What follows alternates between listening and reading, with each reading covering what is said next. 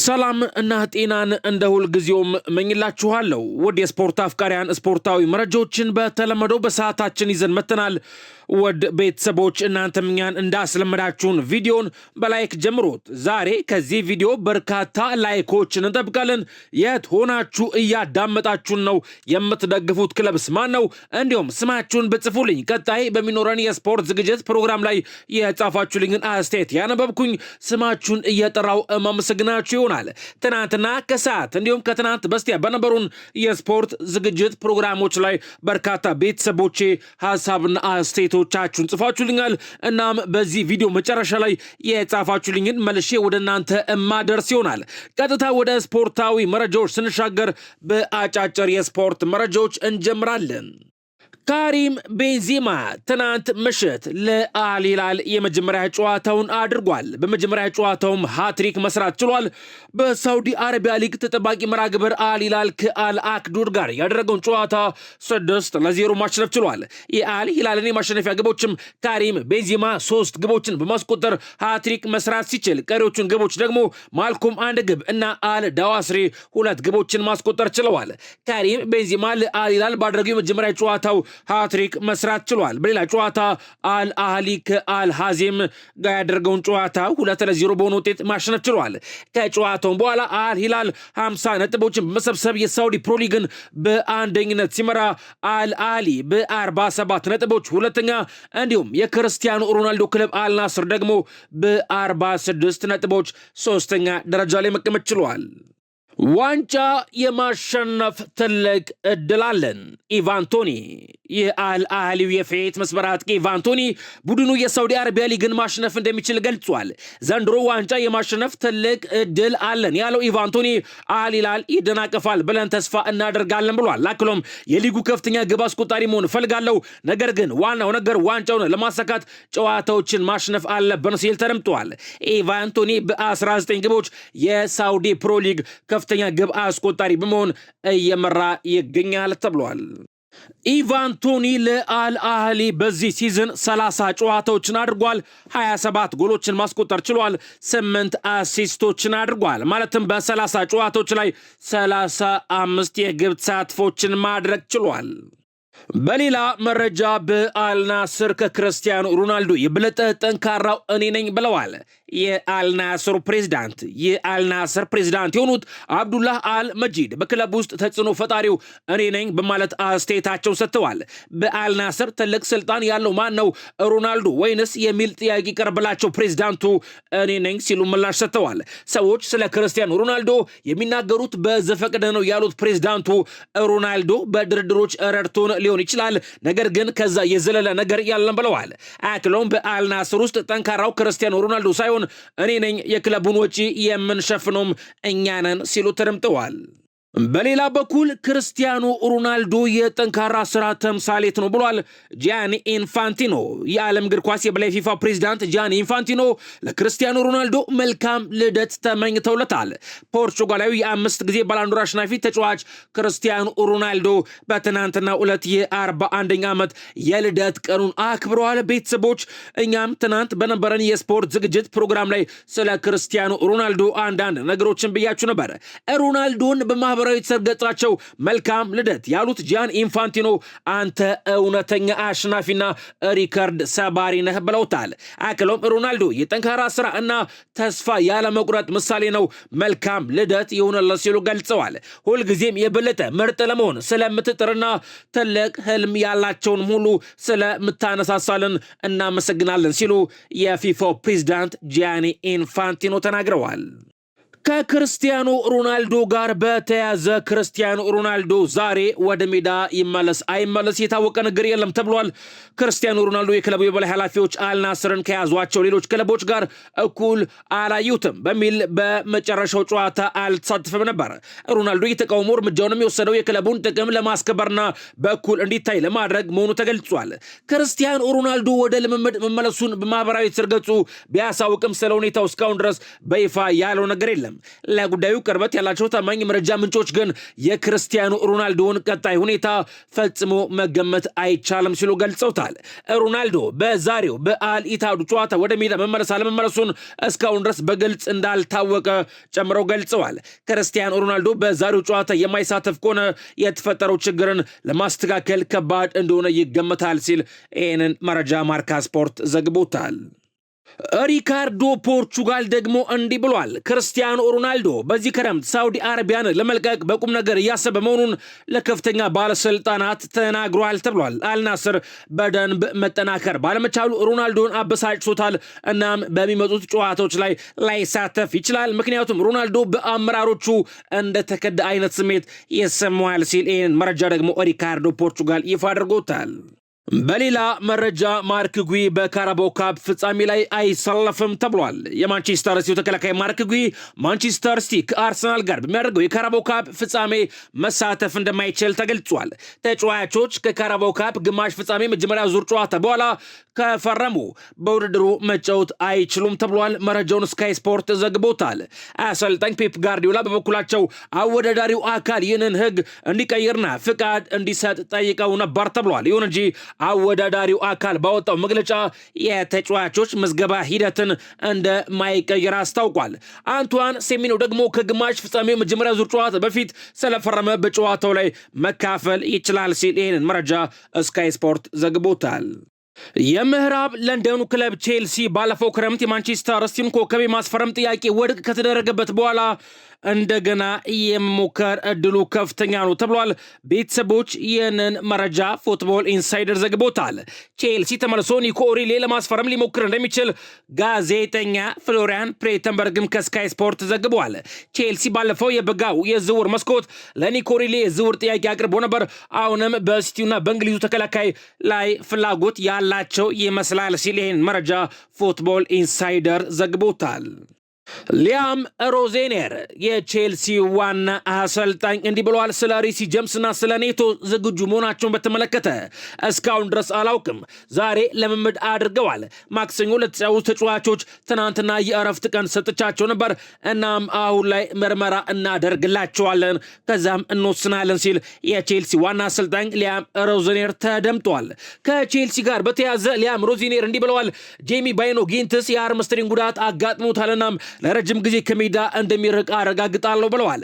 በተጨማሪም ፓልመርና ኤስታቪዮ ደግሞ ከውልቭስ ጋር በሚደረገው ጨዋታ ላይ ሙሉ 90 ደቂቃ ላይ የመጫወት አቅም አላቸው ሲሉ የቼልሲ ዋና አሰልጣኝ ሊያም ሮዜኔር ተናግረዋል ሲል መረጃውን ስካይ ስፖርት ዘግቦታል።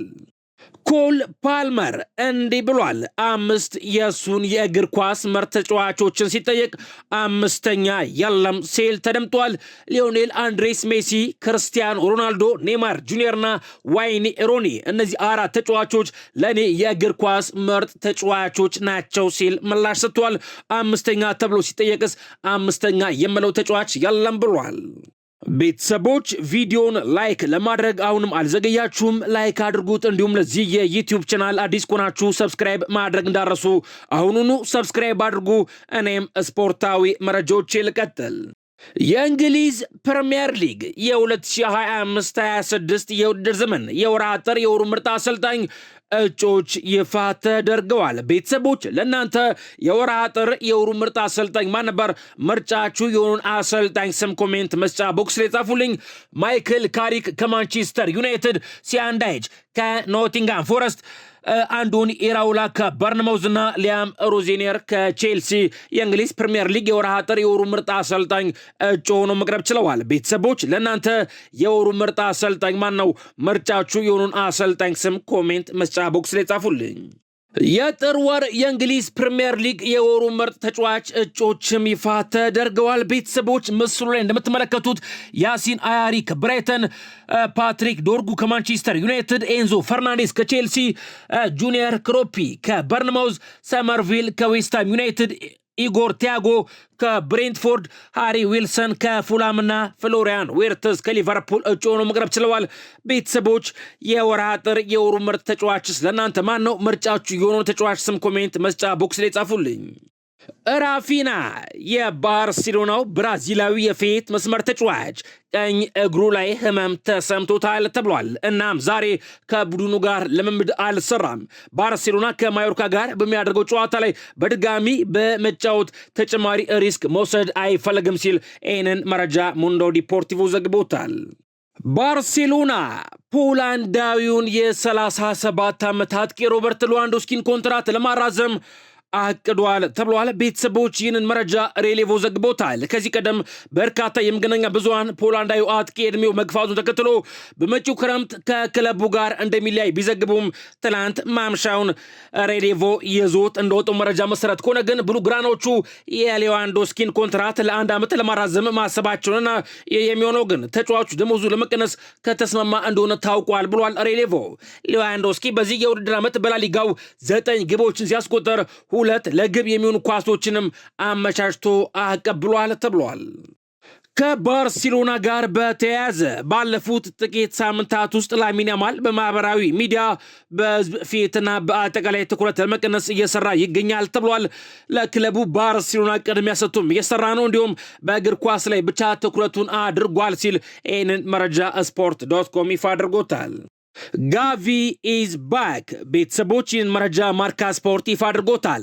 ጋቪ ሙሉ ለሙሉ ከጉዳቱ አገግሞ ወደ ሜዳ ለመመለስ እየተቃረበ ነው ብሏል ማርካ ስፖርት። አሁን ላይ ያለው ተስፋም በዚህ ወር መጨረሻ ከዶክተሮቹ ጋር የመጫወቻውን ፍቃድ ማግኘት ብቻ ነው። በቅርቡም የቡድኑን የልምምድ ክፍለ ጊዜን ይቀላቀላል። የጋቪ መመለስም ለአሰልጣኝ ሃንሲ ፍሊክ እጅጉን በጣም አስደሳች ይሆናል ሲል ይህን መረጃ ማርካ ስፖርት ይፋ አድርጎታል። በሌላ መረጃ በሳምንቱ ተጠባቂ የእንግሊዝ ፕሪሚየር ሊግ መራግብር እሁድ በአንፊልድ ሊቨርፑል ከማንቸስተር ሲቲ ጋር የሚያደርጉትን ጨዋታ የሚመሩት ዳኞች ታውቀዋል ተብሏል። የሁለቱን ክለቦች ተጠባቂ ሊግ መራግብር ክራግ ፓውሰን በማልዳኝነት እንዲመሩት መመረጣቸው ተገልጿል። ማንቸስተር ሲቲ ከዚህ በፊት በዋና ዳኛው እየተመራ ባደረጋቸው ጨዋታዎች ላይ ጥሩ ውጤት አስመዝግበዋል ተብሏል። ማንቸስተር ሲቲዎች በዋና ዳኛው እየተመሩ 30 ጨዋታዎችን ሲያደርጉ 21 ጨዋታዎችን አሸንፈው በ5ቱ ሲሸነፉ በቀሮቹ አቻ ተለያይተዋል። ጨዋታው እሁድ ምሽት 1 ሰዓት ተኩል በአንፊልድ ስታዲየም የሚደረግ ይሆናል። ከማንቸስተር ሲቲና ከሊቨርፑል ጨዋታ ጋር በተያያዘ አርኔ ስሎት እንዲህ ብለዋል። ከማንም ጋር መፎካከር እንችላለን ብለዋል። የሊቨርፑል ዋና አሰልጣኝ አርኔ ስሎት ቡድናቸው ከየትኛውም ተጋጣሚ ጋር መፎካከር እንደሚችል ገልጸዋል። በውጤት ረገድ ወጥነት ይጎለናል ያሉት አሰልጣኝ አርኔ ስሎት ነገር ግን ከሁሉም ቡድኖች ጋር ስንጫወት ከማንም ጋር መፎካከር እንደምንችል አሳይተናል ብለዋል። አክለውም በመጀመሪያው ጨዋታ ማንቸስተር ሲቲን ከጨዋታ ውጪ አድርገነው ነበር ሲሉ አስታውሰዋል። የእሁዱ ጨዋታ ቡድናችን ምን ያህል እንደተሻሻለ ያሳየናል ሲሉ አሰልጣኝ አርኔ ስሎት ጨምሮ ተናግረዋል። አሰልጣኝ አርኔ ስሎት ጄሬሚ ፍሬምቦንግ ከማንቸስተር ሲቲ ጨዋታ ውጪ መሆኑን አረጋግጠዋል ተብሏል። በሌላ በኩል ጃው ጎሜዝ ቅዳሜ ወደ ልምምድ ይመለሳል ተብሎ እንደሚጠበቅ አሰልጣኙ ተናግረዋል። ጃው ጎሜዝ በማንቸስተር ሲቲ ጨዋታ ሊሳተፍ እንደሚችልም አሰልጣኙ ጠቁመዋል ሲል ይህንን መረጃ ስካይ ስፖርት ዘግቦታል። ኮነር ብራድሌ የሊቨርፑል ተከላካይ በዚህ ሳምንት ከተጠበቀው በላይ ለረጅም ጊዜ በሕክምና ላይ እንደሚቆይ የሚወራ ወሬ ተሰምቷል። ግን ስለ ተጫዋቹ ከክለቡ የተሰማ የተረጋገጠ መረጃ የለም። አሁንም ተከላካዩ ለቀጣዩ የውድድር ዘመን መጀመሪያ ተመልሶ እንደሚመጣ ተስፋ አለ። እናም ሙሉ በሙሉ ከዓለም ዋንጫ ውጪ አይሆንም ሲል ይሄንን መረጃ ሜን ስፖርት ዘግቦታል። ከሊቨርፑል ጋር በተያያዘ ይህ ዓመት ለኛ የተለየ እንደሚሆን ይሰማኛል ብሏል ቨርጂል ቫን ዳይክ። የሊቨርፑል አምበል ቨርጂል ቫን ዳይክ ቡድናቸው የውድድር ዓመቱን ስኬታማ ሊያደርገው እንደሚችል ተናግሯል። አሁንም በቻምፒዮንስ ሊግና ኤፍኤ ካፕ ውድድር አለንበት ያለው ቨርጂል ቫን ዳይክ የውድድር ዓመቱ ለኛ የተለየ እንደሚሆን ይሰማኛል ብሏል። ክለቡ ባለፈው ክረምትና በዓመቱ መጀመሪያ ፈታኝ ጊዜ ማሳለፉን ያነሳው ቨርጂል ቫን ዳይክ ያም ሆኖ ዓመቱን ልዩ እንደምናደርገው ይሰማኛል ሲል ተደምጧል። ሊቨርፑል ለሪዮ ንጉማ ዝውውር ሊከፍል ነው እየተባለ ነው። እንግሊዛዊ ወጣት ተጫዋች ሪዮ ንጉማ በ2024 የቼልሲን አካዳሚ በመልቀቅ ሊቨርፑልን መቀላቀሉ ይታወቃል። ሊቨርፑል አሁን ላይ ለዝውውሩ ለቼልሲ 2.8 ሚሊዮን ፓውንድ ሊከፍል መሆኑ ታውቋል። መረጃውን ዘ አትሌቲክስ ዘግቦታል። የሊጉ ገላጋይ ዳኛ ሊቨርፑል የተጫዋቹን የልምምድና የእድገት ወጪ ካሳ ለቼልሲ እንዲከፍል መወሰኑ ተገልጿል። ይህንም ተከትሎ ሊቨርፑል 2.8 ሚሊዮን ፓውንድ ክፍያና ተጨማሪ 4 ሚሊዮን ፓውንድ የሚከፍል ይሆናል ብሏል ዘ አትሌቲክስ። በተጨማሪም ተጫዋቹ ወደፊት የሚሸጥ ከሆነ ቼልሲ 20% ተከፋይ የሚሆን ይሆናል ሲል መረጃውን ዘ አትሌቲክስ ዘግቦታል። ሮድሪጎ ሲልቫ ደ ጎይስ ብራዚላዊው የሪያል ማድሪድ የፊት መስመር ተጫዋች በአውሮፓ ቻምፒዮንስ ሊግ የሁለት ጨዋታዎች እገዳ ተጥሎበታል ተብሏል። ተጫዋቹ የቅጣት የተላለፈበት ባለፈው የቤኔፊካ ጨዋታ ላይ ተገቢ ያልሆነ ስድብ በመጠቀም እንደሆነ ተነግሯል። በዚህ ምክንያት ከቤኔፊካ ጋር በሚደረጉት ሁለቱም የጥሎ ማለፍ ጨዋታዎች ላይ ሪያል ማድሪዶች ሮድሪጎን ማሰለፍ እንዳይችሉ ታግደዋል ሲል መረጃ ማርካ ስፖርት ዘግቦታል። ከማድሪድ ጋር በተያያዘ ለዳኒ ካርቫል ቅርብ የሆኑ ምንጮች እንደሚሉት ከሆነ የወደፊት ህይወቱን በተመለከተ ውሳኔ ለማድረግ በጣም ዘግይቷል ተብሏል። ሆኖም ግን ተጫዋቹ በሪያል ማድሪድ መቆየት ይፈልጋል። እናም በኮንትራት ድርድሩ ላይ ምንም አይነት ችግር እንደማይኖር ያምናል ሲል ይህን መረጃ ዘ አትሌቲክስ ዘግቦታል። ትሬንት አሌክሳንደር አርኖልድ እሁድ ዕለት ለሪያል ማድሪድ በቋሚነት ጨዋታውን ሊጀምር ይችላል ተብሏል። ይህንን መረጃ ዲያሪዮ አስ ዘግቦታል። ተጫዋቹ ሙሉ በሙሉ ለጨዋታው ዝግጁ ነው ሲል ዲያሪዮ አስ ይህን መረጃ ይፋ አድርጎታል። ጁድ ቤሊንጋም ለእንግሊዝ የተረጋገጠ የመጀመሪያ ቦታ እንደሌለው ተነግሮታል ተብሏል። የእሱ ብቃት በከፍተኛ ሁኔታ ካልተሻሻለም ቶማስ ቱዌል በዓለም ዋንጫው ከሱ ቀድመው ሞርጋን ሮጀርስን እንደሚያሳልፉት ለጁድ ቤሊንጋም አሳውቀውታል ሲል መረጃ ሜን ስፖርት ዘግቦታል። በሌላ መረጃ ቡካዮ ሳካ እና ማርቲን ኦዲጋርድ ዛሬ ጠዋት በአርሰናል ክፍት ልምምድ ላይ አልተሳተፉም ተብሏል። እንዲሁም ጁሪያን ቲምበርም በስልጠናው ላይ አልተገኘም ሲል ይህንን መረጃ ስካይ ስፖርት ዘግቦታል። ከአርሰናል ጋር በተያያዘ የአርሰናል የተከላካይ ክፍል ከአምናው እጅጉን ተሻሽሏል ተብሏል። በቁጥራዊ መረጃዎችም በማለት 90 ሚኒት አንድ መረጃ ይፋ አድርጓል። አምና በ2024-25 የውድድር ዓመት ላይ አርሰናል 20 ክሊንሺት ለማስመዝገብ የፈጀበት የጨዋታ ብዛት 58 ነበር። ነገር ግን በዘንድሮ የውድድር ዓመት በ2025-26 በ38 ጨዋታዎች የአርሰናል ተከላካይ ክፍል 20 ክሊንሺቶችን አስመዝግቧል ሲል ይህንን መረጃ 90 ሚኒት ዘግቦታል።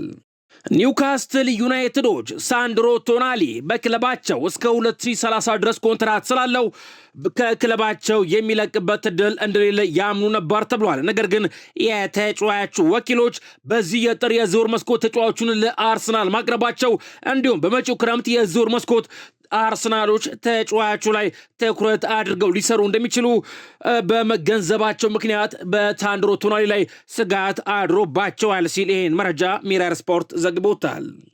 የዝውውር መስኮቱ ከመዘጋቱ በፊት የመጨረሻ ቀን ላይ አርሰናሎች ሊዮን ጎርቴዝጋን ከባየርን ሙኒክ ለማስፈረም ለባየርን ሙኒክ ጥያቄ አቅርበው ነበር ተብሏል። ሆኖም ግን ተጫዋቹ አልፈለግም ብሎ ጥያቄያቸውን ውድቅ አድርጎባቸዋል ሲል ይህንን መረጃ ቢልድ ስፖርት ዘግቦታል። አርሰናሎች የዶርትመንዱን የግራ መስመር ፉልባክ ዳንኤል ስቬንሰንን ሁኔታ እየተከታተሉ ይገኛል ሲል ይህንን መረጃ ቢልድ ስፖርት ዘግቦታል። በሌላ መረጃ የማንቸስተር ዩናይትድ ዋና አሰልጣኝ ማይከል ካሪክ ቅዳሜ በኦልትራፎርድ ቶተናምን ከሚያስተናግዱበት ጨዋታ አስቀድሞ ጋዜጣዊ መግለጫ ሰጥቷል። ማይከል ካሪክ ማውንትና ዴሊት ከጉዳት ስለሚመለሱበት ቀን ሲጠየቅ እንዲህ ብሏል። ማውንት ቶሎ ይመለሳል ብለን እናስባለን፣ ብዙ ይቆያል ብለን አንጠብቅም። ማቲያስ ዴሊትም እንዲሁ ወደ ልምምድ ለመመለስ ጠንክሮ እየሰራ ይገኛል ብሏል። እስካሁን ድረስ ባለኝ መረጃም ማውንት ከዴላይት አንጻር ቶሎ ይመለሳል ብለን እንጠብቃለን ሲል ተናግሯል። ማይከል ካሪክ እስካሁን ድረስ በክለቡ ስላሳለፈው ቆይታ ሲጠየቅም እንዲህ ብሏል። እዚህ ከመጣውበት ጊዜ ጀምሮ ክለባችን ምን መምሰል እንዳለበት የራሳችን ሀሳብ ነበረን። እናም ከመጀመሪያው ቀን አንስቶ መጫወት የምንፈልግበትን መንገድ በጣም ግልጽ እየሆነ መጥቷል ብሏል ማይከል ካሪክ። 3 ድሎች እጅግ አስደናቂ ነበሩ። ክለባችን እንደ ቡድን በጣም ተሻሽሏል። ማይከል ካሪክ በውድድር ዘመኑ መካከል የወዳጅነት ጨዋታዎችን ይኖሩ እንደሆነ ሲጠየቅ እንዲህ ብሏል። በዚህ ሰዓት ምንም የተረጋገጠ ነገር የለም። የጊዜ ሰሌዳውን ከተመለከትን ጨዋታዎች ልናደርግበት የምንችልበት ክፍት ጊዜ አለን፣ እየተወያየን እንገኛለን። ነገር ግን እስካሁን ድረስ ምንም ነገር አልተወሰነም ሲል ተደምጧል። ማንቸስተር ዩናይትዶች የኮቢ ማይኖን ውል ለማደስ እየሰሩ ይገኛል ሲል ይህንን መረጃ ፋብሪዞ ሮማኖ ዘግቦታል። ማንቸስተር ዩናይትዶች በዚህ ክረምት አርቢ ሌፕዚግን የሚለቀውን ያን ዲዮማንዲን ለማስፈረም እየተከታተሉት ይገኛል ተብሏል። በጀርመን አስደናቂ የውድድር ዘመን እያሳለፈ ባለው የ19 ዓመቱ ክንፍ ተጫዋች ላይ ብዙ ክለቦች ፍላጎት አላቸው ሲል ይህንን መረጃ ፉትቦል ኢንሳይደር ዘግቦታል።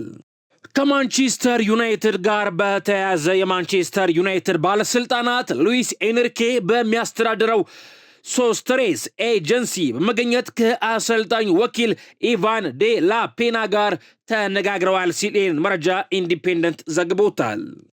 በተጨማሪም ከማንቸስተር ዩናይትድ ጋር በተያያዘ አሁንም እየተጫወቱ ያሉ በማንቸስተር ዩናይትድ ቤት ረጅም ጊዜ የቆዩ 5 ተጫዋቾች በማለት 90 ሚኒት አንድ መረጃ ይፋ አድርጓል። ቤተሰቦች በማንቸስተር ዩናይትድ ቤት አሁን ከሚጫወቱ ተጫዋቾች መካከል ረጅም ጊዜ በክለቡ ቆየ የተባለው ሉክ ሾ ሲሆን 11 ዓመታትን ከ7 ወር ቆይተዋል ተብሏል። ዲያጎ ዳሎት 7 ዓመት ከ7 ወር፣ ሃሪ ማጓየር 6 ዓመት ከ5 ወር፣ ቦርኖ ፈርናንዴዝ 6 ዓመትና ቶሚተን 4 ዓመት ከ7 ወር በማንቸስተር ዩናይትድ ቤት ቆይተዋል። እነዚህ 5 ተጫዋቾች በማንቸስተር ዩናይትድ ቤት ረጅም ጊዜ የቆዩ አሁን ላይ እየተጫወቱ ያሉ ተጫዋቾች ናቸው ሲል ይሄንን መረጃ 90 ሚኒት ይፋ አድርጎታል። በሌላ መረጃ ሁ ስኮርድ ከ2021 የውድድር ዘመን አንስቶ ከፍተኛ ሬቲንግ ማግኘት የቻሉ ምርጥ 11 ተጫዋቾች ሲል አንድ መረጃ ይፋ አድርጓል። ቤተሰቦች በግብ ጠባቂነት ቦታ ላይ ፍሌከን መቀመጥ ችሏል 6.82 ከ10። በተከላካይነት ቦታ ላይ ደግሞ የቀድሞ የሊቨርፑል አሁኑ የሪያል ማድሪድ ተጫዋች ትሬንት አሌክሳንደር አርኖልድ መቀመጥ ችሏል 7.16 ከ10። ታርኮስኪ 7.04 ከ10፣ ቨርጅል ቫንዳይክ 7.06 ከ10 ና ጃኦ ካንሴሎ 7.31 ከ10። መሃል ላይ ደግሞ ስንመለከት ቤተሰቦች ሙሐመድ ሳላ 7.28 ከ10፣ ብሩኖ ፈርናንዴዝ 7.31 ከ10፣ ኬቨን ዴብሮይን የቀድሞ የማንቸስተር ሲቲ እንዲሁም የአሁኑ የናፖሊ ተጫዋች 7.48 ከ10፣ ሳዲዮ ማኔ የቀድሞ የሊቨርፑል ተጫዋች የአሁኑ የአልናስር የፊት መስመር አጥቂ 7.31 ከ10 ብሏል። ሁ ስኮርድ መረጃውን ይፋ አድርጎታል።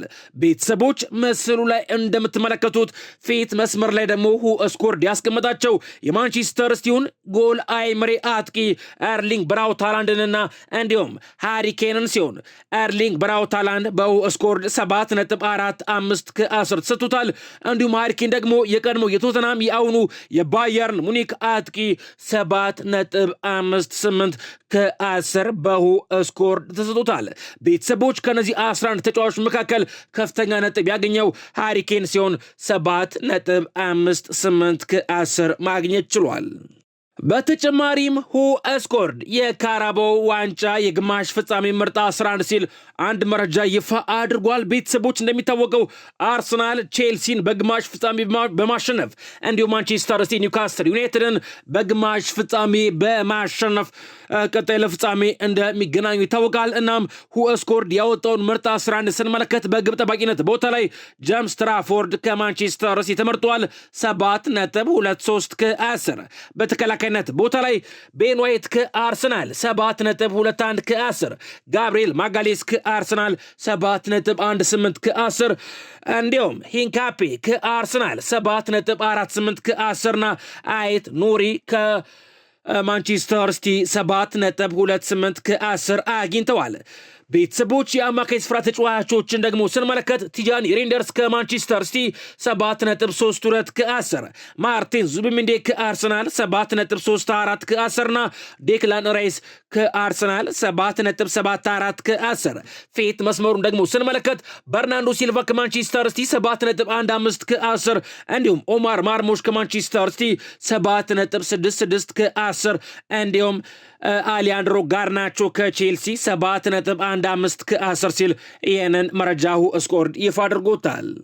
በሌላ መረጃ ሞሮኮ ይግባኝ ጠይቃለች ተብሏል። በ35ኛው የአፍሪካ ዋንጫ ሞሮኮና ሴኔጋል ለፍጻሜ መገናኘታቸው ይታወሳል። በጨዋታውም ላይም ሴኔጋል ያስቆጠርኩት ግብ ያላግባብ ተሽሮብኛል በሚል ከዳኛው ጋር ስጣ ገባ መግባቷም የቅርብ ጊዜ ትውስታ ነው። የዕለቱ ዳኛም የሴኔጋሉ ተጫዋች በሞሮኮ ተጫዋች ላይ ፈጸመ ላሉት ጥፋት በቫር ድጋፍ ፍጹም ቅጣት ምት ሰጥተዋል። በዚህም ምክንያት በተፈጠረ አለመግባባት ጨዋታው ለ17 ደቂቃዎች ያክል ተቋርጦ እንደነበር ይታወሳል። በወቅቱ የተፈጠረውንም የስፖርታዊ ስነ ምግባር መጓደል ፊፋም ሆነ ካፍ በጽኑ አውግዘውት ነበር። ካፍም ጉዳዩን በዋናነት በተንቀሳቃሽ ምስልና በፎቶግራፍ አስደግፎ በመመርመር ጥፋተኛ ናቸው ባላቸው የሁለቱ ሀገራት የእግር ኳስ ፌዴሬሽኖች ላይ የገንዘብ ቅጣት አስተላልፎ ነበር እና አሁን ላይ ሞሮኮ ከሰሞኑ ቅጣቱን በተመለከተ ለአፍሪካ እግር ኳስ ኮንፌዴሬሽን ካፍ ይግባኝ ብላለች ተብሏል። እናም ስካይ ስፖርት እንዳስነበበው ቅጣቱ ከልክ ያለፈና ኢፍትሐዊ ነው ያለችው ሞሮኮ ጉዳዩን ካፍ እንደገና እንዲመረምረውና ውሳኔውን እንዲያስተካክል ነው እየጠየቀችው ተብሏል። ካፍ ጉዳዩን በአንክሮ መርምሮ ማስተካከያ የሚያደርግ ከሆነም ይግባኙን ለፊፋ እንደምታቀርብ ነው ሞሮኮ ያስታወቀችው ብሏል ስካይ ስፖርት። በ35ኛው አፍሪካ ዋንጫ ሴኔጋል ሞሮኮን 1-0 አሸንፋ የዋንጫ አሸናፊ መሆኗ ይታወሳል ብሏል ስካይ ስፖርት መረጃውን ዘግቦታል። የት ሆናችሁ እያዳመጣችሁን ነው? የምትደግፉት ክለብስ ማን ነው? እንዲሁም ስማችሁን ብጽፉልኝ ውድ ቤተሰቦች ቀጣይ በሚኖረን የስፖርት ዝግጅት ፕሮግራም ላይ የጻፋችሁልኝን አስተያየት መልሼ ወደ እናንተ እያደረስኩኝ ስማችሁን እየጠራው እማመሰግናችሁ ይሆናል። አሁን ሰዓቱ ትናንትና ከሰዓት እንዲሁም ከትናንት በስቲያ በነበሩን የስፖርት ዝግጅት ፕሮግራም ላይ ሀሳብና አስተያየቶቻችሁን የጻፉልኝን ቤተሰቦቼን ሀሳብ መልሼ ወደ እናንተ ማቀርብ ይሆናል። ሃይ ሰላም ሰላም፣ እንዴት ነው ወንድሜ ሺፋ ከነቀምት የቼልሲ ደጋፊ ነኝ። ቼልሲ ውስጤ ነው። አትጥፋ ዜናክ በጣም ይመቸኛል፣ እወዳለሁ ማይ ብራዘር ብሎኛል። አመር ሺፋ ከነቀምት ሁልጊዜም ስለምትጽፍልን ከልብ አመሰግናለሁ፣ ክብር ይስጥልኝ ማለት ወዳለሁ። አሊ መሐመድ የሚል ዩዘርኔም የሚጠቀም ቤተሰባችን ደግሞ ድምፅን እስክሰማ በጣም እቸኩላለሁ ብሎኛል። ከልብ አመሰግናለሁ። ሃይ እንዴት ነህ? አብደላ ነኝ ከሻኪሶ። በ25ኛ የኢንግላንድ ፕሪሚየር ሊግ በማንቸስተር ቶተንሃም መካከል ስለሚደረገው ጨዋታ አንዳንድ ነገር በለን ብሎኛል። ከልብ አመሰግናለሁ። ሰላም ቤተሰብ ይመቻችሁ፣ ክበሩልኝ ብሮ የስፖርት አቀራረብ በግሌ ይመቸኛል። የአርሰናልና የቼልሲ ጨዋታ ለገለልተኛ ሆነ ለደጋፊዎች አሰልቺ ጨዋታ ነበር። እንቅልፌን ማጣቴ አበሳጭቶኛል። ለዚህ ጨዋታ ድል ለታላቁ ለብራንዱ ክለብ ዩናይትድ እንዳሊያ ነኝ ከደብረ ዘይት ብሎኛል። እንዳሊያ ከደብረ ዘይት ከልብ አመሰግናለሁ፣ ክብር ይስጥልኝ ማለት ወዳለሁ። ሃይ ሰላም እንዴት ነህ ወንድሜ? ዲና አብዱራህማን ከድሬዳዋ የማንሲቲና ባርሳ ደጋፊ ነኝ። በርታ ወንድሜ፣ ዜናክ በጣም ይመቸኛል፣ አትጥፋ ማይ ብራዘር ብላኛለች። ዲና አብዱራህማን የዘወትር አድማጫችን ነች። ሁልጊዜም ስለምትጽፊልን ከድሬዳዋ ከልብ አመሰግናለሁ፣ ክብር ይስጥልኝ ማለት ወዳለሁ። ሰላም እንኳን ደህና መጣህ። ነጂብ ሰንጋሮ ነኝ ከናይሮቢ የቼልሲ ደጋፊ ነኝ። ቼልሲ ድል አልቀናውም፣ በአርሰናል ተሸንፎ ከካራባው ካፕ ውጭ ሆኗል። በተረፈ በርታልኝ ወንድሜ ብሎኛል ነጂብ ሰንጋሮ ከናይሮቢ። ሁልጊዜም ስለምትጽፍልን ከልብ አመሰግናለሁ፣ አትጥፋ ማለት ወዳለሁ፣ ክብር ይስጥልኝ ማለት ወዳለሁ። ቤተሰቦች ለሰዓቱ ያስኩላችሁ አጫጭር የስፖርት መረጃዎች እነዚህ ነበሩ። ለምታሳዩን ድጋፍ፣ ለአስተያየቶቻችሁ፣ ለሀሳቦቻችሁ ሁሉ በድጋሚ ማመስገን እፈልጋለሁ። በሌሎች የስፖርት መረጃዎች ተመልሰን እስከምንገናኝ ሰላም እና ጤናን እንደ ሁልጊዜውም እመኝላችኋለሁ።